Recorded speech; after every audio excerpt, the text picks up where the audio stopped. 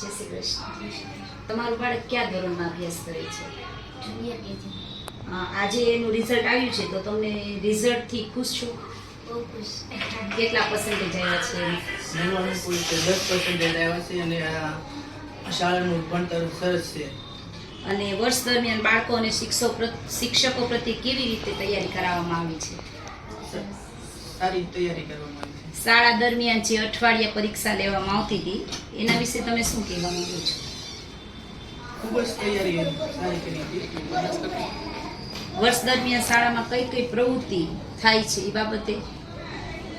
વર્ષ દરમિયાન બધી પ્રવૃત્તિ થાય છે. જે તહેવાર આવે છે એ પ્રમાણે પ્રવૃત્તિ એના વિશે તમે કરવામાં શું આવે છે. કહેવા માંગો છો?